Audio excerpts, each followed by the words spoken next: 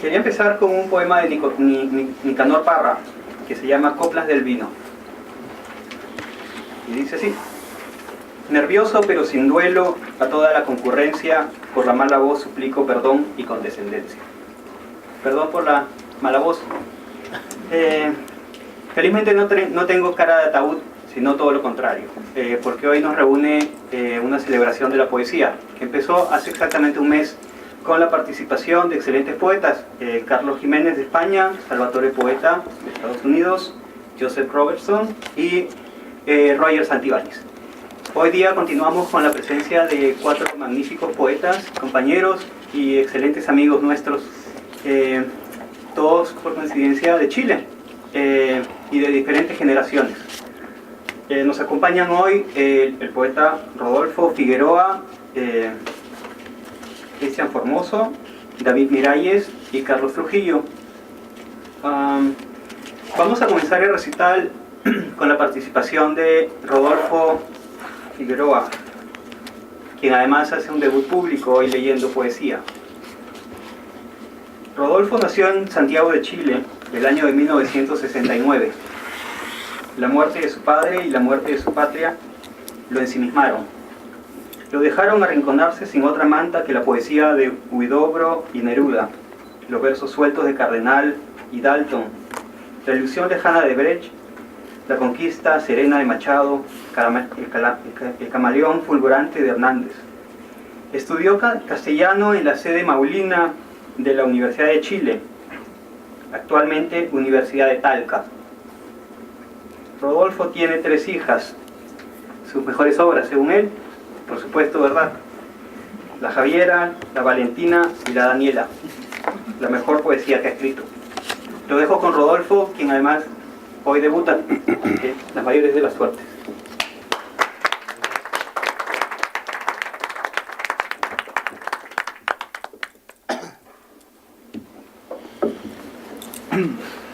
Ya es difícil leer en público. Más difícil debe ser empezar esto, ¿eh? Ok, ahí vamos. ¿Se escucha? No muy bien. ¿Más cerca? Sí, más cerca. Ahora no está así bien. Ok. Ni en mis más ostentosos sueños habría yo de imaginar estar desnudando frente a ustedes un trozo de mi alma. Gracias, Carlos, por ello. Esta poesía simple, intrascendente, lejana de pretensiones, es reflejo de mi nostalgia. Habita en mi mitad lejana, es el ladrillo que cargo para mostrar mi casa. Ninguna de estas palabras son mías, como tampoco lo son mis poemas. Son de quien los escucha, es decir, de ustedes. Y aquí se los ofrezco. Ajeno. Esta noche no reconozco las estrellas. No reconozco el lamento del viento desoyendo mis amaneceres. Eso me cansa. Cansado estoy de no tenerte, de esperarte al sur de estas constelaciones torcidas y no verte. Me canso de perderme, nevado faro de luminosa guía. Los adoquines del poniente no los siento ya al caminarte. Desaparecieron silenciosos para no quebrantar los rieles donde mis huellas no hayan vida sin tu esquina de barro. Ahí, donde el vino acercó nuestros sueños a la hospedería de los sabios rezagados. Me canso de no escucharte, Lucía del mediodía, de no olerte para adivinarte, de despertarte y no acurrucarte, de tu mirada distante y tu indolencia de siempre. Me cansa el cambiarte por esta causa ajena, por esta mañana fría sin olor a levadura, en este país de auroras en inglés y saludo de sombrero, que despierta eternamente en la urgencia de su fortuna y dormita en la carencia de un miserable susurro. Me canso de las palomas negras que vigilan pacientes, apenas sostenidas del color regado en las venas del otoño.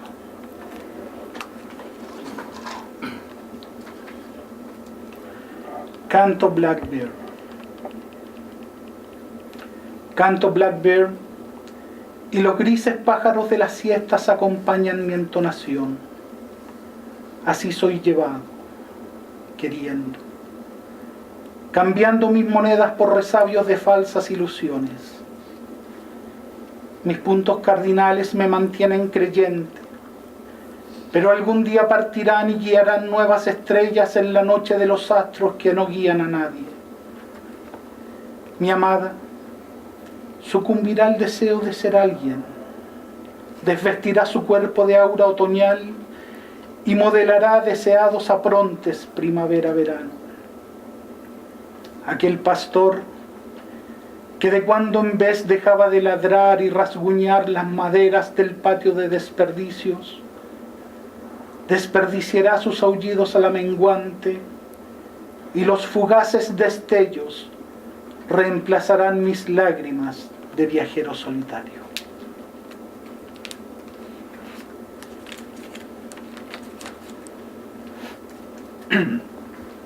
La noche del cometa.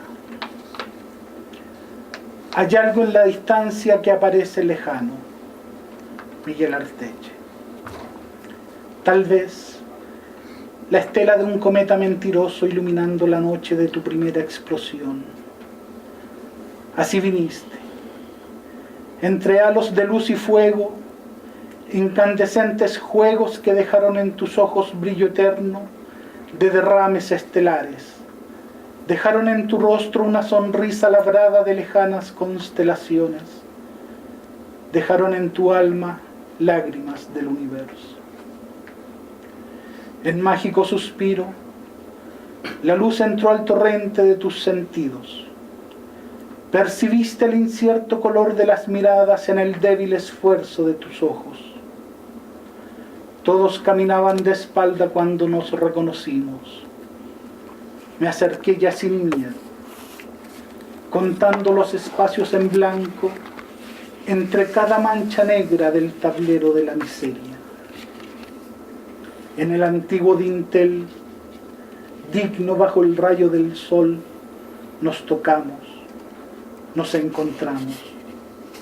Solo recuerdo que no supimos qué hacer con esa mirada y al levantar la vista vimos el cordel del campanario aún meciéndose al compás del último silbido lejano de ese hierro endulzado.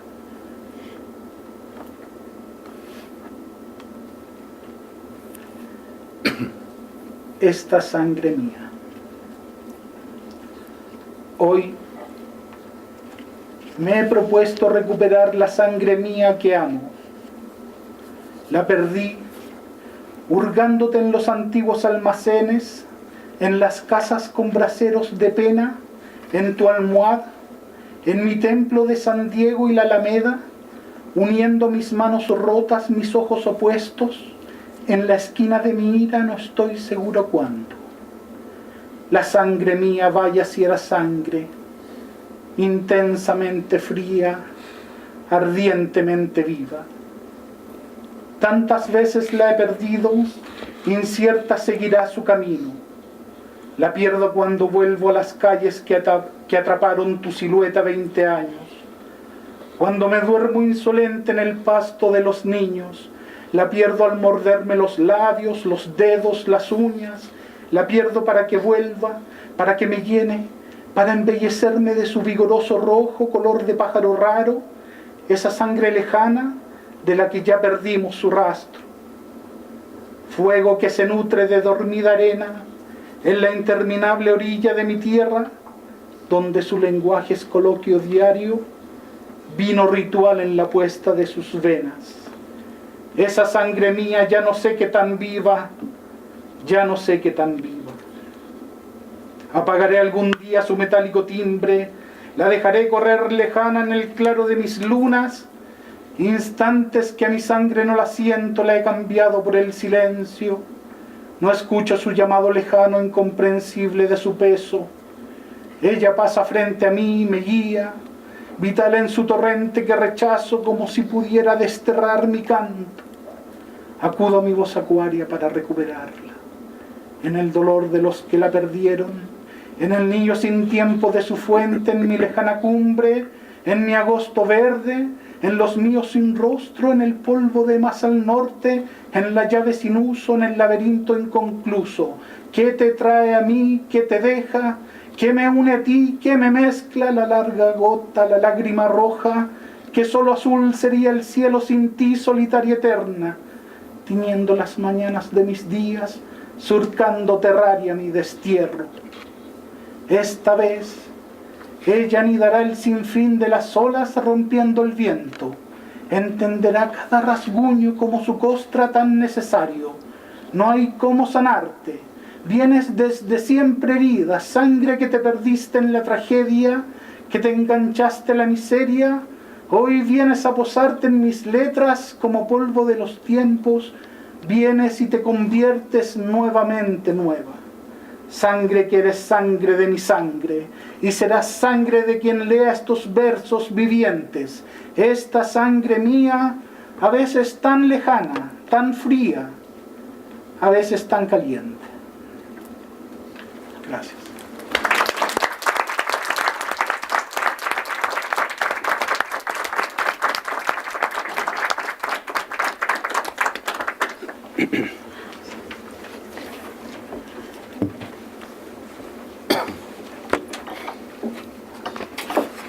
Gracias, Rodolfo. Debo añadir que Rodolfo es un poeta inédito, pero algunos hemos tenido el inmenso placer de escuchar su poesía en el taller de Asalto de Mata. Cada noche, los días lunes, tenemos en la Universidad de Villanova, gracias a la amabilidad del doctor Trujillo, que tiene la generosidad de escucharnos, algunos como yo, muy mala poesía, ¿no? Pero hay unos inmensos lujos, como por ejemplo la poesía de Rodolfo, que es magnífico, ¿verdad? A continuación leerá su poesía David Miralles.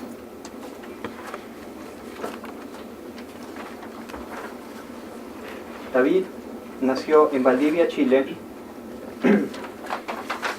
y estudió en la Universidad Austral de Chile, titulándose de profesor de castellano y filosofía en 1986. Durante los años 80 fue miembro del colectivo cultural Matra y fundador del grupo literario Índice. En poesía ha publicado los libros Zona Transitiva, Los Malos Pasos, en el año 1990, Contrapunto en 1997, y sus poemas han sido recogidos en varias antologías, la última de ellas en El Árbol de los Libres, Poetas de la Generación NN, editada en México en el año 2008, es decir, muy recientemente. Asimismo, hace poco, el año 2007, publicó el volumen de relatos Lord Banana y otros cuentos. Actualmente es Assistant Professor en el Departamento de Lenguas Modernas de la Universidad de Villanova. David. Muchas gracias, Carlos.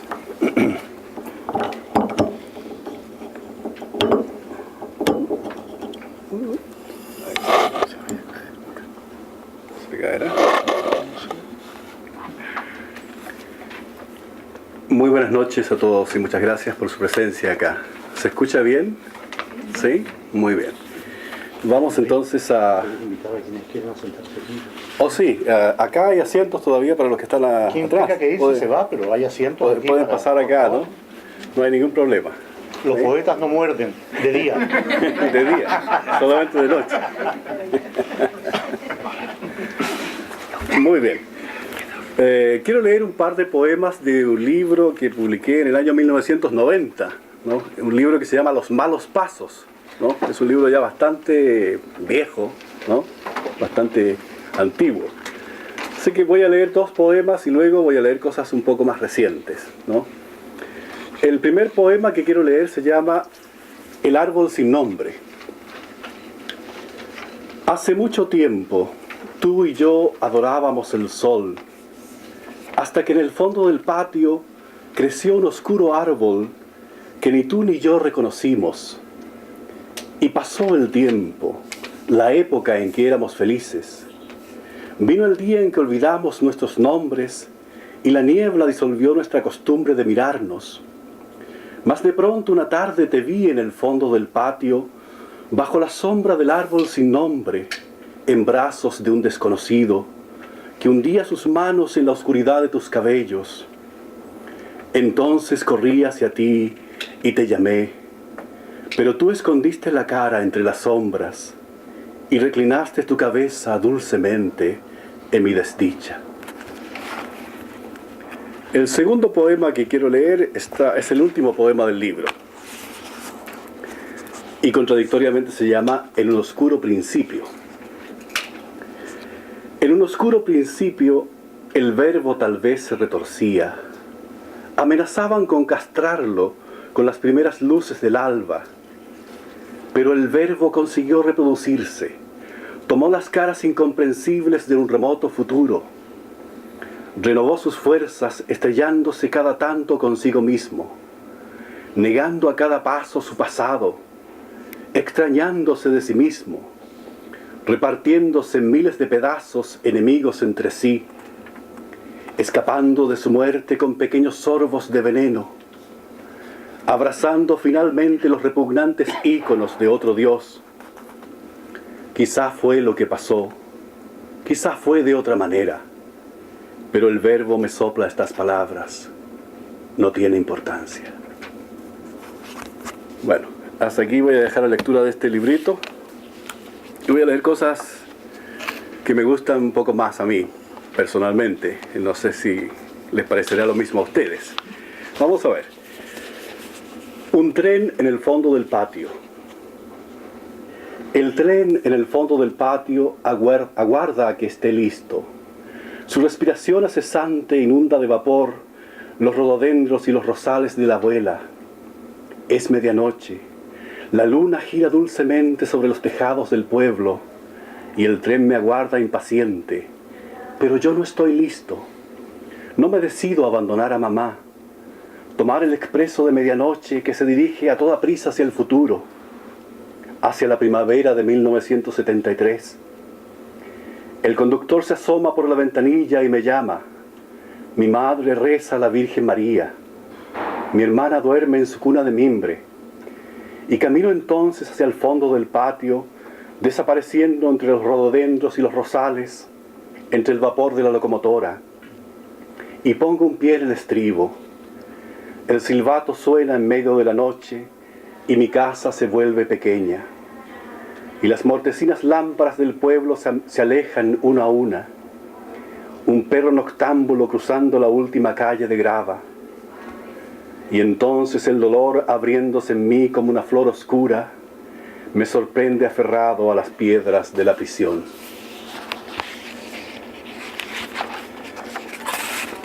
Otro poema.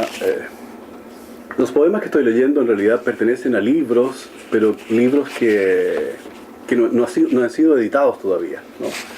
Es una selección que hice de 3 libros que tengo inéditos, ¿verdad? Así que quizás no haya tanta unidad entre ellos, pero vamos a ver. El siguiente poema se llama Papillón.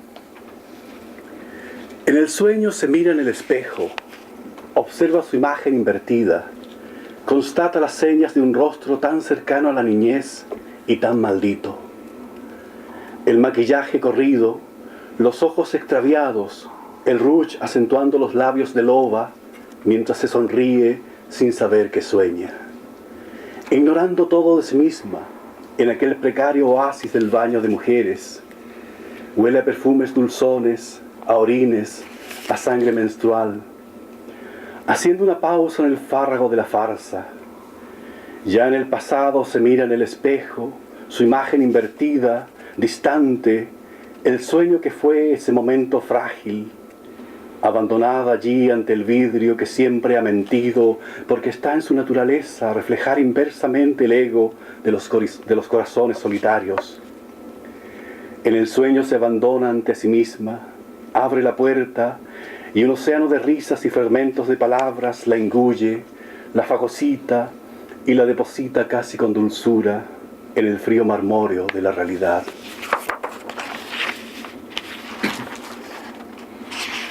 ¿Estamos bien con el tiempo? Sí.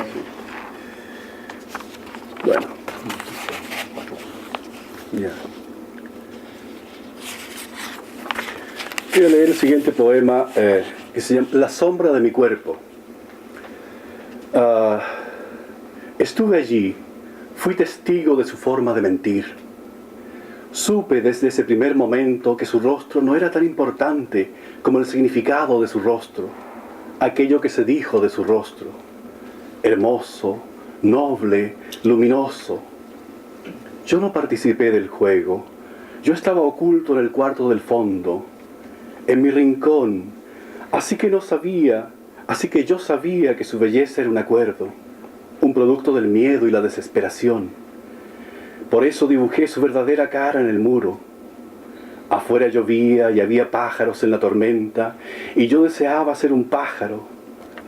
No comprendía cómo se podía vivir con aquel peso, sin alas, al interior de una cámara de 3x4, cuya única puerta daba a los dominios de mi padre. El dolor se originaba allí, el dolor de los míos. Había tal vez una ventana surcada por aves fugitivas, tras ella el mundo y los artistas de la Plaza San Martín. Deseando ser uno de ellos, me recogía en mí y dibujaba a veces un camino o quizás un mapa que enloquecía la brújula de papá, sin comprender cómo vivir con aquel peso óseo y sin alas, en un camarote de aquella casa hundida en los suburbios, a miles de millas de mi propia princesa, tan cerca de mi nada.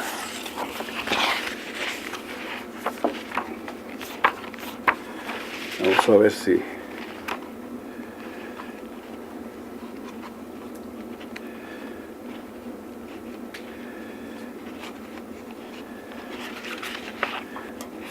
Voy a leer un par de poemas más, ¿no? Un par de poemas más también. ¿Sí? ¿Sí? Ya. Después de leer a Pound. Después de leer a Pound, me refugié durante un año en la biblioteca municipal con la esperanza de leer a los clásicos, pero tuve que conformarme con el Reader Digest y con las inquietantes noticias del periódico local. Se esperaba un nuevo ataque de Michimalonco, y el editor se preguntaba alarmado si la ciudad se encontraba preparada para un nuevo incendio masivo. Desde mi sillón en la sala de lectura podían verse los cerros circundantes, azotados perpetuamente por la lluvia y el viento. Entonces descubrí que mi mente mostraba una peligrosa propensión a quedarse en blanco, mientras en el centro de aquella blancura se mostraban a intervalos irregulares las dos L's de mi nombre. Esto es algo en lo que el maestro Pound no pensó, me dije, debo anotarlo, pero no tuve el valor de coger la pluma. En tanto, la señorita Gerda von Appen, con su amabilidad característica, me trae una tacita de café de cebada y me pregunta si no me interesaría leer algo en alemán. ¿Algo como qué?, le pregunto. Oh, un libro impresionante que acabo de terminar, responde ella. Se llama Mein Kampf. Agradezco su gentileza y me vuelvo a sumergir en la tinta del periódico. El editor llama a los vecinos a formar el primer cuerpo de voluntarios de la ciudad. Mientras un remalazo de lluvia golpea el ventanal, vagamente comprendo que se trata de una pesadilla. Por eso no puedo levantarme y mi mente se pierde en una página vacía en cuyo centro deslumbrante el viejo rostro de Pound parece sonreír. Bueno, el último poema, ¿no? Vamos a ver. Se llama... Este poema lo escribí anoche. Así que probablemente... No, se llama así. Sí. Pero lo escribí anoche de verdad. Así que probablemente todavía falten algunos arreglos, ¿verdad? Pero quiero darme el gusto de leerlo porque está fresco. Ensayo sobre la aparición y crecimiento de una planta. Ha surgido en el patio sin que nadie le plantara. Su advenimiento, después de sorprenderme, me hizo pensar que quizás cierta persona arrojase la semilla luego de comer la fruta alguna tarde del otoño pasado. Y ahora no sé si arrancarle o protegerle de las primeras heladas. Difícil es saber lo que pensaba aquella tarde mientras mordía la dulce pulpa del fruto. Imposible saber lo que sentía, más allá del placer inocente que iniciándose en su boca se extendía por sus arterias y las ramificaciones nerviosas del aparato digestivo hasta alcanzar el noble tejido neuronal. Puedo imaginarle, perezosa, retener el hueso del fruto entre los dientes, para luego arrojarlo con fuerza entre la hierba, pensando tal vez que arrojar un desecho orgánico no era verdaderamente contaminar el planeta, y sonreír entonces ecológicamente feliz. En aquel lejano otoño parecíame bella, más bella que otras esclavas, más bella que mi Staller con su cacha de madreperla, más bella que la yegua del lechero con sus grandes pestañas rubias. Aunque el otoño pasado no era más que un adolescente de tetas pequeñas y mirada insolente, pero los males del mundo se olvidaban en su presencia, y en su boca las palabras más viles sonaban hermosas. Por eso, hermanos míos, no sé qué hacer con este retoño, que crece a razón de 2 centímetros por noche, y que pronto dará su fresca sombra sobre mi ventana. Tal vez mañana tenga alguna claridad sobre este punto. Muchas gracias.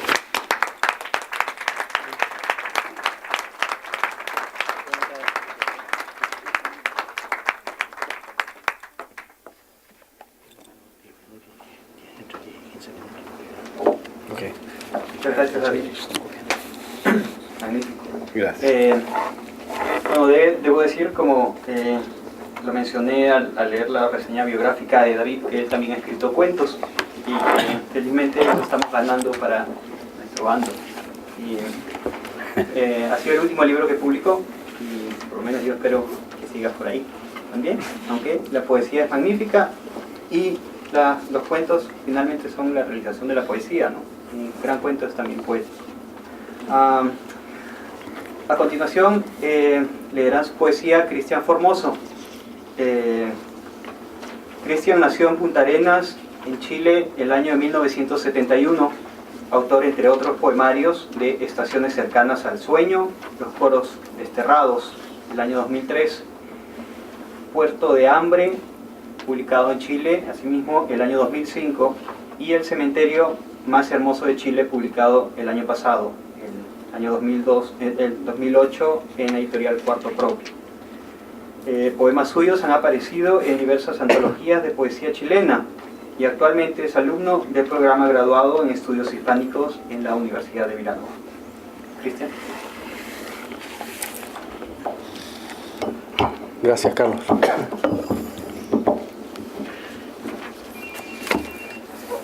Sobre sus islas o en tierras bañadas por cielos más hondos, o en su silencio o en las planicies que lloran calladas, el luto sin pausa, hermano del viento, se llega a la tierra no cortejada por ningún vivo, guardada a los muertos, que callados se siembran divididos, soñando el mismo sueño de los ríos, que callados se siembran divididos, soñando el mismo sueño de los ríos. Algunos poetas, Zurita, entre otros, han dicho que Chile fue primero un poema y luego un país. La Araucana es ese poema que primero fue Chile. Y el fragmento con el que he comenzado esta lectura es el fragmento que abre este libro, El cementerio más hermoso de Chile, y que es un fragmento apócrifo de aquel poema de Ercilla. El cementerio más hermoso de Chile. Este cementerio que quiero que conozcamos hoy, por el que paseemos hoy algunos minutos, es el cementerio de Punta Arenas, el lugar donde yo nací, y se conoce así como el cementerio más hermoso de Chile. Para Magallanes, la región de donde vengo, es una marca turística que hace a Magallanes parte distinta del territorio de Chile. Pero esa parte distinta es distinta precisamente por la presencia de la muerte y sus vestigios en el territorio. Finalmente, este es un cementerio, es el cementerio de Punta Arenas, pero un cementerio es siempre un cementerio, como un hombre es siempre un hombre, en cualquier lugar del mundo. Del sector del cementerio que se llama primeros moradores y sus registros antropológicos. Niños canoeros, fosa abrigo pintado. Se da cuenta de enterratorios de niños de la etnia Cahuéscar, sector del cementerio, costa del fiordo de Última Esperanza. También de la primera manifestación de arte rupestre de los canoeros de la Patagonia. Los hechos.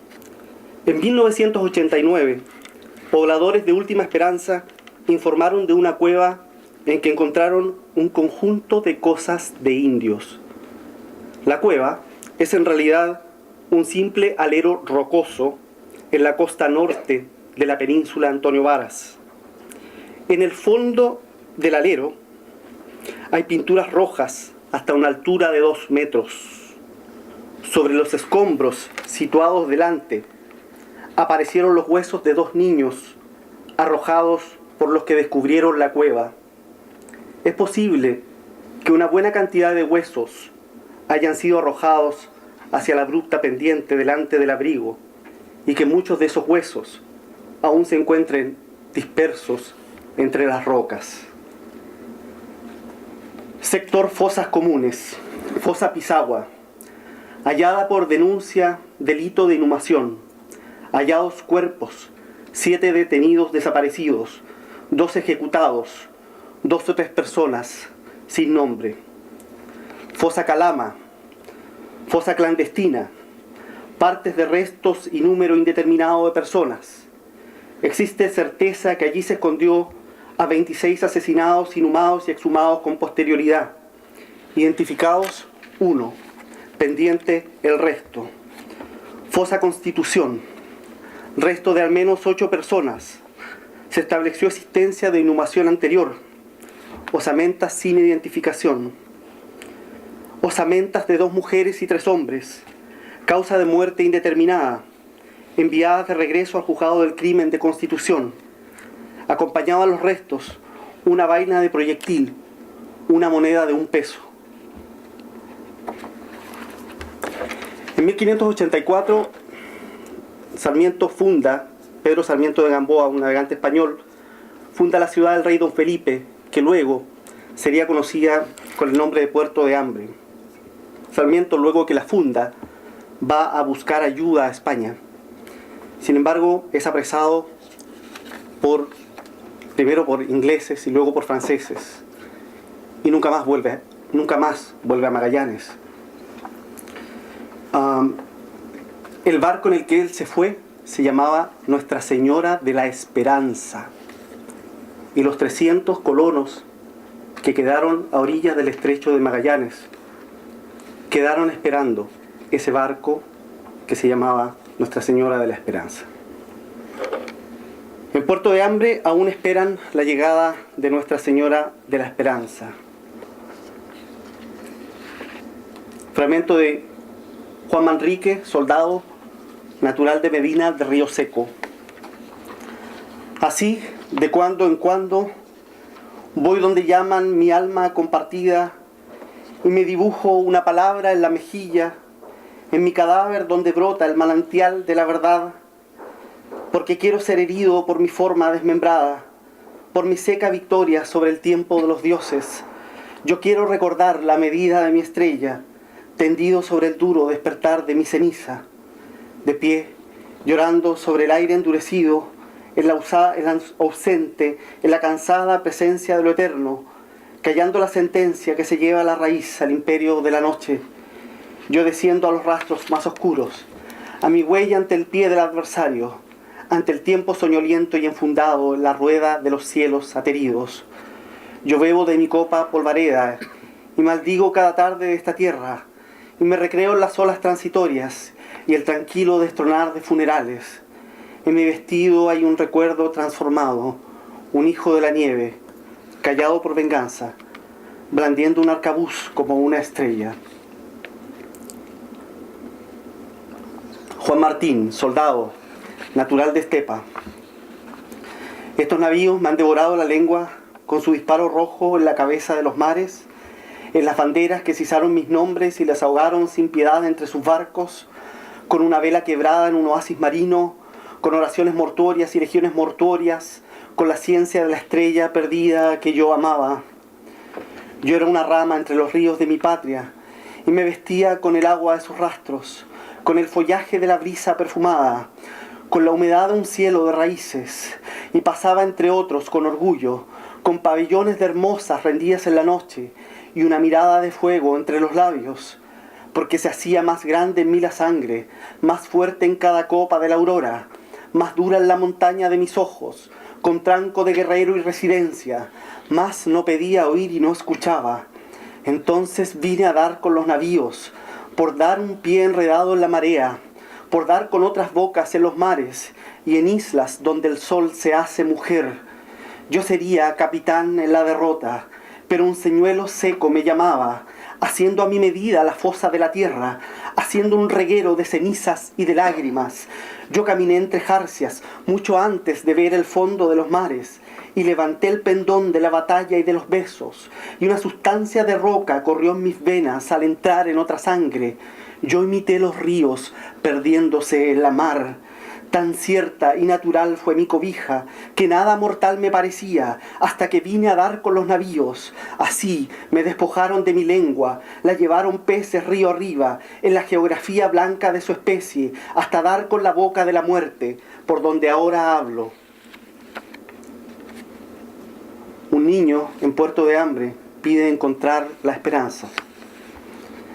Detrás de la pared de la iglesia... Es el poema que tienen allí para que puedan seguirlo mejor. Sí.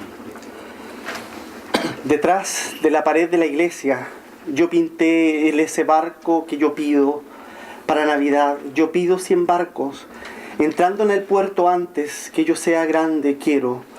Y también 100 barcos de juguete y un árbol lleno de cosquillas, de terror. Pero mejor los barcos y no... Más lágrima para mi hermano, ni palabra de mi madre, sino barcos. Ese barco uno, por favor te prometo, portarme bien, yo quiero que los barcos me lleven hasta el sol. Muchos más barcos quiero, 100 más barcos, mejor que sean 1000. En otro sector del cementerio que se llama El Milagro Chileno, y que es la frase del Nobel de Economía Milton Friedman, cuando se refiere a la reactivación económica del Chile en dictadura, está el mismo niño que pide encontrar la esperanza en la ciudad del rey Don Felipe, pero que dice que la encontró en la villa Alfredo Lorca. Yo estaba en la casa vieja, jugando a la orilla del río, y llegaba señor, me decía, ahora sí que te va a morir, ahora no te escapas, sí, y yo sentía muy feliz, porque él quería me dar moneda, y moneda era brillante de oro, pero parecía que la moneda era bolsa llena de ojos y estaba toda rota, y con el Claudio iba a comprarme yo Poet, y yo se echaba todo la nariz, y ese Claudio ponía azul, y me daba beso a la boca, Claudio, yo decía yo soy, y él me seguía da beso, era beso largo, y a mí se me empezaba, y yo decía le no, porque seguía, porque el Claudio era cabeza del hombre moneda, que me daba tarro y me decía, bájate pantalón y date vuelta, te doy otro y te traigo mañana, te das vuelta, te doy tarro todo día, 100 más Poet, lo día dijo, 1000 más dijo. CHF, muerto el 20 de junio de 1995. Hijitos míos, perdonen que me lo haya hecho, que ustedes sabían que el papá estaba viejito, ustedes mismos decían, Cristian, estás viejito, tienes 35 y estás viejito, y no crean que no los amé, es más, es porque los amo aún más que mi sangre que se escapa, más que la sangre que lo hice. No quise gritar ayer, pero quise ser otro cada mañana, a ver si salgo en otra planta ahora, hijos, a ver si alcanzan esa planta antes de nacer y la cortan. CHF, muerto el 23 de octubre del 2006. Óyeme, Señor, en este mundo contaminado de pecados y radiactividad, tú no culparás tan solo a un poetucho provinciano, que como todo poetucho provinciano, soñó volarse la cabeza y bla, bla, bla. Gracias.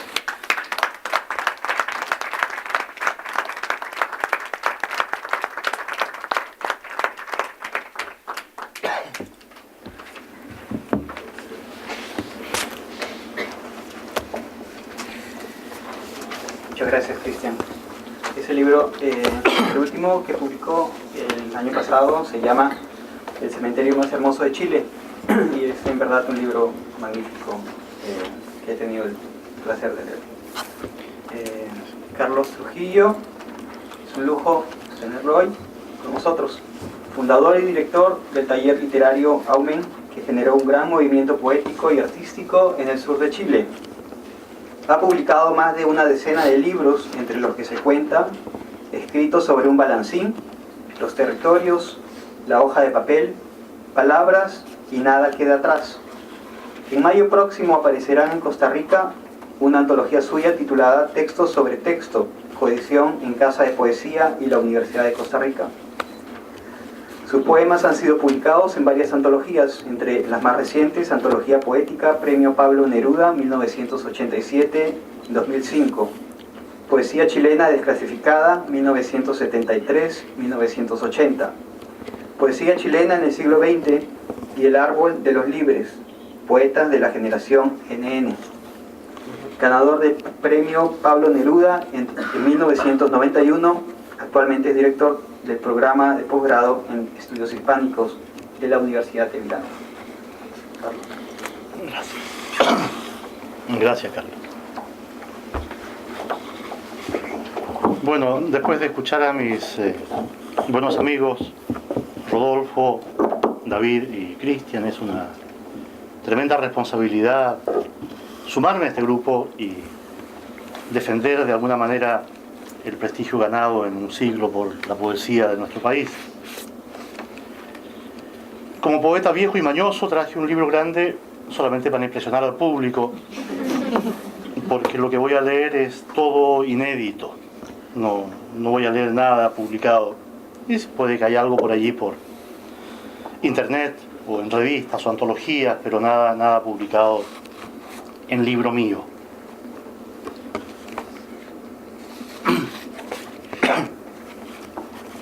La creación poética. Ceremoniosa se me acerca la palabra para iniciar su propia ceremonia. Ceremoniosa se me allega totalmente desnuda bajo su capa de misterio.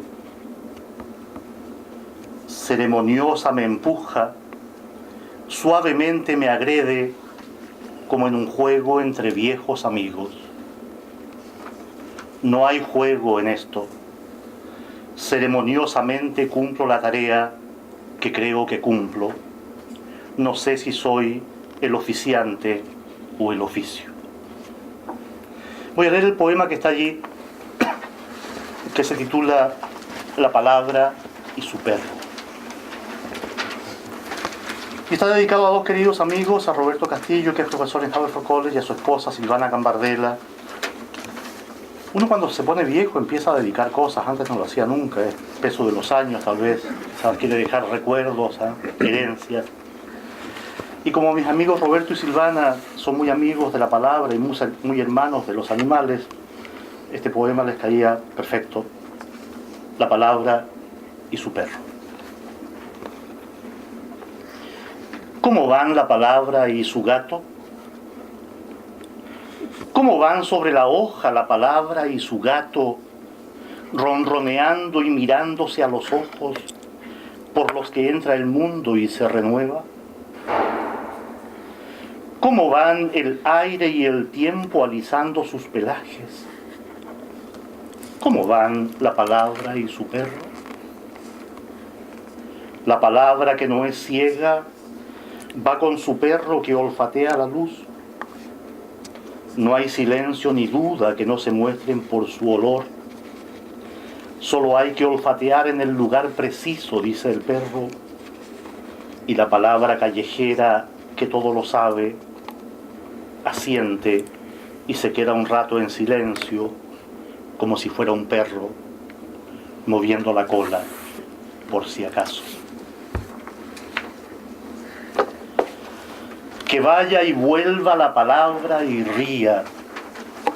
Dejar que la palabra corra y silbe y palpite como una flor que empieza a nacer de la mano del pintor y que se vaya a donde quiera. Que vaya y vuelva la palabra y ría y calle y se canse de soñar sueños que no tuvieron ni razón ni gloria. Dejar que la palabra suelte su cabellera de niña o aerolito y se eleve y brinque o caiga rauda de cielo a cielo, como si todos los cielos conocidos y los nunca imaginados fueran un solo y mismo mar. ¡Ay, mar! ¡Ah, mar de sueños y palabras, naves y navegantes en su propia y honda agua! Mar de sal de palabras alojadas en el huevo que crean. Dejar que la palabra corra en la noche, así como la oscura no para de correr en la palabra que la hace, y pinta de blanco la hoja, línea de tren interminable en su brevedad sin hora. Si todo fuera dejar a la palabra navegar por sus mares, volar sus aires, salir de madrugada de su nido, inocentemente despierta por sus días. Si todo fuera idea, ilusión, pensamiento, grano de trigo, playa, ventarrón, pañuelo en el que se escribe la historia, y el silencio fuera hallando su cara en uno mismo. ¿Cuánto hay que andar sobre la hoja? ¿Cuánta tinta derramada para crear el gran manchón de luz que es la duda y el encuentro? Más fácil, más fácil, mucho más fácil dejar que la palabra salga sola en su vibración y encuentre el agujero, el precioso agujero por donde entró el mundo y desvistió toda su magnífica belleza. Más fácil eso, que sea la palabra que vea el mundo y lo cuente portentoso como es, en desnudez total, como dicen que lo ven los ciegos en el momento aquel en que todo se ilumina y avistan la honda hondura del agujero que la palabra en su vibración ha logrado dibujar, como si el agujero fuera la tela única, la palabra el ojo mayor, la desnudez el mundo. Ni más allá ni más acá. Observo al presente encaramado en la mesa donde escribo. Siento bajo la mesa su cuerpo frotándose en mis piernas. Como por descuido, muevo un pie para hacerlo reaccionar como lo haría un gato. Y el presente sigue allí, vivo y alerta, dejándose acariciar por mi mano cariñosa. En todas partes habita ahora mismo. Y su pelaje suave brilla niñito como el sol del amanecer. No importa si yo escribo o tú me lees. Locas, lúcidas, sueltas. Casi no escribo. Las palabras brotan y saltan sueltas, locas, lúcidas, sin freno. Por ahí me las encuentro a toda hora, en la hoja del periódico, en el libro, el diccionario, en el papel en blanco, pobre inocente, huérfano de todo, sueltas, locas, por ahí, en la olorosa entrada de la frutería, en el parque público, en la calle, en la botica, apresurada más que nunca en días laborales, tropezona me la encuentro. Saltimbanqui en las plazas, como si fuera un domingo de otro tiempo, entre otra gente, libre, suelta, pura, clara vertiente vestida de virtud, aunque a veces se aparezca teñida de hollín o deslucida por el polvo del camino, libre, suelta, pura, simple llovizna viva que no moja ni enferma. Casi no escribo. Las palabras brotan, ambulan a sus anchas, viven, cantan, se hacen uno en cada uno, se leen con voz propia. Y yo me vivo la vida leyendo, no escribo poco, la palabra se escribe siempre. Y a veces quiero leer más y no leo tanto porque el lector aprende sus mañas. Y a veces empiezo a leer un poema y me maravilla, pero me parece que ese poema fue escrito para que otro lo terminara. Una noche de enero estaba leyendo un libro de Borges y caí en los primeros versos de un poema titulado La dicha. Y ese poema dice: el que abraza a una mujer es Adán, la mujer es Eva, todo sucede por primera vez. A mí me pareció que Borges había escrito estos versos para que yo continuara el texto, y como no tengo que pedirle a Borges, porque Borges está vivo, claro, está vivo, ¿cierto? Pero Borges es un tipo muy generoso, tomé esos versos y el poema se llama Por primera vez.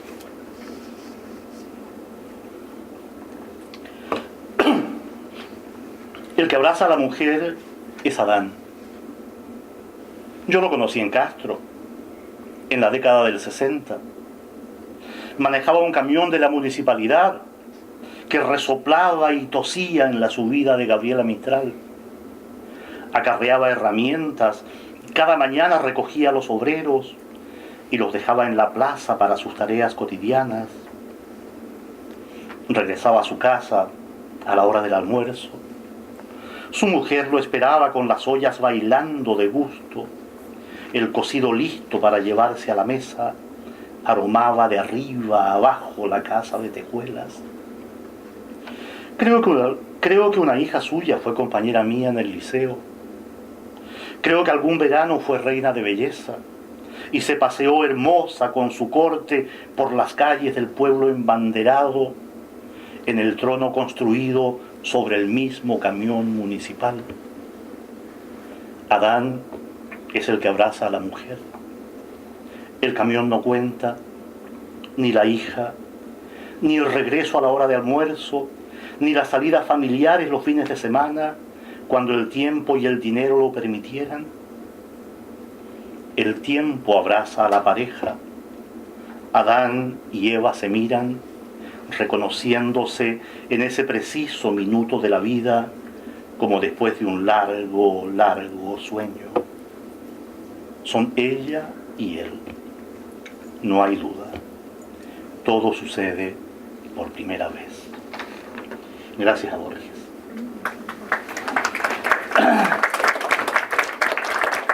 Tengo un poemita aquí, porque siempre, ¿cierto?, se escriben de tantas cosas, y cuando alguien escribe poemas de amor, escribe la belleza, el rostro, el pelo, pero hay cosas tan importantes como el pie y la mano, y nunca escribimos del pie y la mano. ¿Qué sería del poeta sin la mano? ¿Y qué sería de nosotros sin pie? Qué hermoso poema ese de Neruda, de Stravagario, que para mí, digan lo que digan, me parece el más hermoso poema de Neruda, aquel que se titula Al pie desde su niño.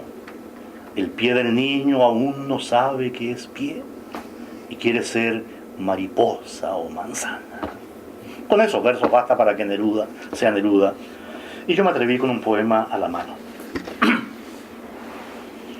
¿No es más mano la mano que escribe este poema que la mano que no sabe siquiera escribir su nombre? ¿No es más mano la mano que escribe este poema que la mano de quien escribe este poema, quien no sabe siquiera el nombre de la mano? ¿No es más mano la mano que cree que es un poema lo que escribe, cuando escribe estas líneas que no saben qué son, ni estas líneas que no saben qué son, saben siquiera que una mano las escribe, como si fueran líneas completamente escritas, y una mano que sí sabe que es mano, las ahora mismo estuviera escribiendo en esta hoja que lees? Y para terminar,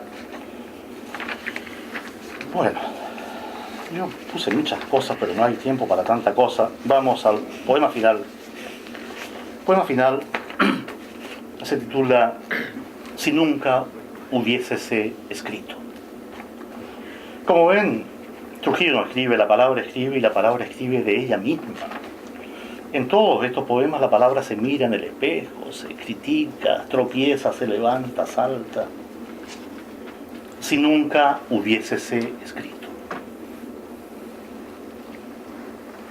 Si nunca hubiésese escrito, toda escritura sería nueva, posibilidad inmediata, registro único, aliento iniciático. Si nunca hubiésese escrito, ahora mismo estaría inaugurando la escritura de cara al abismo. Las 4 de la mañana y sus brazos pegados al reloj de la pared sobre el umbral, mientras bebo un sorbo de leche caliente tratando de pegotear el alma. Estas serían otras 4 de la mañana y el día que va a ser sería inauguración, aliento, soplo, respiro, privilegio de vida, estreno iniciático de un aire volador con un cuerpo de niño eterno y espíritu de niño eterno. Si nunca hubiésese escrito, podrían volar los volantines de papel y el viento silbar versos de sueños y elevar espantadas las montañas como nubes frágiles sobre las nieves eternas de la nada y su cara vacía de juguete roto. Y esa cara vacía se llenaría de palabras como si la escritura fuera todo y la palabra fuera el mundo y la frase el universo y Dios el poema. Si nunca hubiésese escrito, qué fáciles saldrían estas palabras. Felicidad sería aire, aroma sería aire, puerta sería aire, risa sería también un aire airoso y fino, como el ojo del mar que se abre después de la última ola, y la última ola que apenas abre su ojo ya sin sueño, sería el sueño, y el ojo sería el horizonte que empieza a pintarse sobre otro horizonte que ya se tiñe del cálido color de la palabra que lo crea. Si nunca hubiésese escrito, esta palabra que corre sobre la hoja apareciendo y desapareciendo sería la luna entre los matorrales de una niñez imborrable, mostrándose y escondiéndose, turbando al ojo niño que la corre y la sigue y se para, y la luna también se detiene con sus ojos de niño que palidece cuando la mira ese otro ojo travieso que descubre que es ojo el ojo y luna la luna. Si nunca hubiésese escrito, qué descubrimiento, Dios mío, el de esta hora. Todo nombre sería nombre y sería nuevo. ¿Qué sería Dios, mi Dios? ¿Qué sería yo? ¿Qué sería la palabra, frase y verso en esta palabra que se respira sola y es su propio aire? ¿Qué metáfora se colgaría de los árboles para que aquellos florecieran? ¿Cómo madurarían los tomates hasta volverse rojos? ¿Cómo verde su mata? Y el pájaro con alas de música radiante, ¿qué nombre llevaría para volar ligero como su ala? Si nunca una línea de tren hubiera sido pentagrama, si nunca la piedra hubiera sido voz, si nunca el ronco sonido de la noche hubiera sido calma, si nunca el caballo corredor hubiera soñado con las nubes y el mar, si nunca el ritmo leve de la hoja que cae hubiera descubierto el ritmo de otra hoja, si nunca el ardor y el dolor hubieran golpeado el alma como una frágil calamina azotada, si nunca la playa se hubiese escrito y todos reunidos en la orilla no supiéramos cómo empezar a nombrarla? Si de pronto el pellejo translúcido del cielo se sacara la máscara, ¡qué regalo, mi Dios! Muchísimas gracias.